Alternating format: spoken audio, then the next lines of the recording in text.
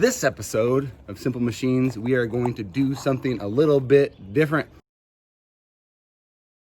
We're going to explore the genre of, I would say that they were the origination of hater classes, where you take crummy old cars and you paint them up to look like a $1 million, and then people automatically always say, that didn't cost $500, when in reality, they're basically bone stock cars with a bunch of stickers on it, so it didn't make them any better.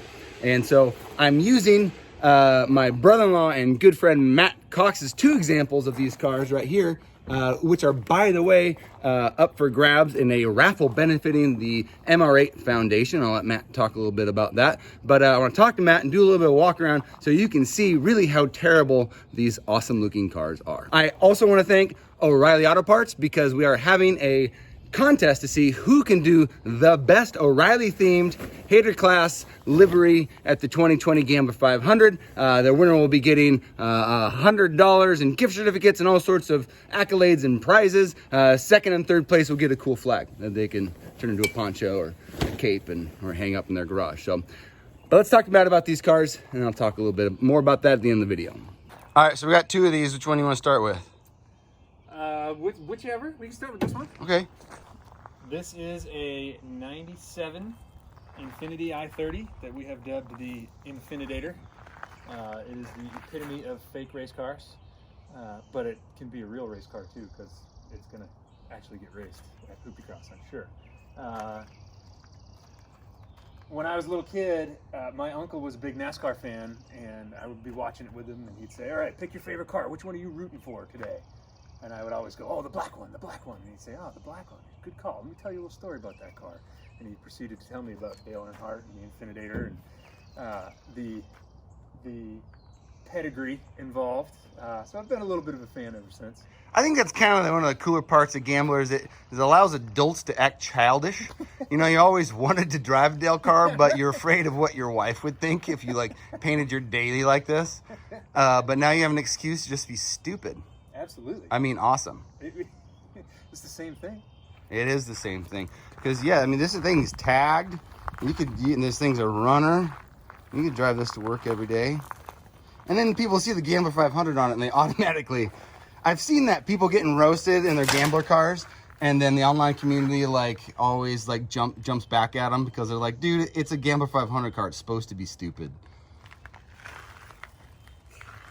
Got all the... I'm never going to get to drive a real NASCAR car, but I can pretend, and that's actually in a lot of ways more fun, because I get to do things with it that I would never do with my daily or with a real race car. Yeah, you beat the snot out of this thing and not care. Of course, you have a lot of time and materials into this. I mean, this is a pro... That's true. I do end up babying them more than they should be, because I put so much work into the library. But I will say, though, that you have... been bestowed the crown from the previous king of race car liveries, Charles Buckshot Brazier, the builder of the Budweiser Nissan and the Fancia. He bequeathed the crown to you, mainly because I think you used 4 or 5 times as much spray paint per paint job. It's roughly 40 cans per car, but that includes primer, colors, and then a shitload of clear on top. So we'll do one on Budweiser Nissan. I think one is due on that rig. And actually, a little known fact is that was Chuck and I's year 2 car. I helped build that thing and did the roll cage and the exhaust and all the... Actually, speaking of, there's our spy project of the 2 SC400s that are going to be painted up like the old GT4 Celicas, the Group B cars from back in the day. So cannot wait to see that happen. That's gonna be dope. They got like similar front ends, and they sound so good, they run so good. We're gonna run them in Hoopty Cross and like Oregon Rally Group events. Okay, all right, let's move on to the you're calling it the Go Fast car? Yeah, or the me car. That's what, from the movie. But what movie? If you don't recognize this car from the movie, you're probably not gonna get it at all. But yeah, if you've seen Talladega Nights or heard anybody say, I want to go fast, here it is. This is the me car. This is a 95 Thunderbird, rear-wheel drive, V8. It hates having traction to the rear tires, which makes it a lot of fun to drive. And yeah, I was starting this whole project and looking for a cool livery to do, and man, it would be so cool to have the opportunity to make the Ricky Bobby car. And then sure enough, I had a great connection to get the graphics done, so we did it. Yeah, big shout out to Clean Mark, a local manufacturer, an employer. They're in Lake Oswego, Oregon. They do our other friends like Yakima's Cool Raised, do stuff. A lot of hard goods. I got see how I am like I can't get dirt on ridiculous. That's kind of what is it? I saw a meme, something about, you know, like buy a Gambler 500 car so you can, you know, beat the crap out of it and have fun, and then like invest time in it, time and money and love in it, and then you don't want to destroy it. And that's the thing people also don't understand is that these are just gravel roads and dirt roads. Like, I mean, look at the General Lee. It wasn't a big lifted thing, like, and that's all it ever did. That was like one of the very first Gamblers. Yeah. Yeah.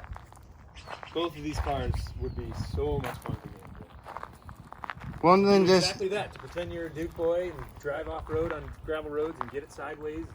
Well, and we had dubbed your annual raffle as the Instant Legend raffle because, I mean, these cars will live on kind of like your petty race car, the King. This will always go down in history, and it's kind of passed through a few different owners, and every single one of them really enjoyed the heck out of it. Yeah. Big props to KC Daylighters. And then okay, and then so I'll have all the options for people to donate and be able to win one of these cars in the comment or in the subject line in the video and the link and all yada yada. Yeah, that's, you know, like you said, both of these are being raffled off for charity. The charity is called the Martin Richard Foundation. It's named after the little boy who was killed in the Boston Marathon bombing, and they do a lot of really, really great stuff. Their whole mission is to make the world a better place and do things to help people who are vulnerable. So that's what they do, and every dime raised by these two cars will go to them. Awesome.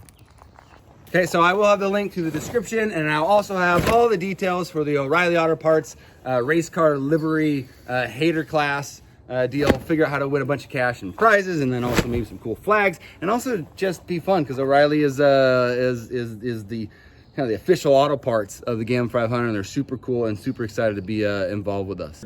Gambler 500, Matt Cox, Martin Rich Foundation, ABG.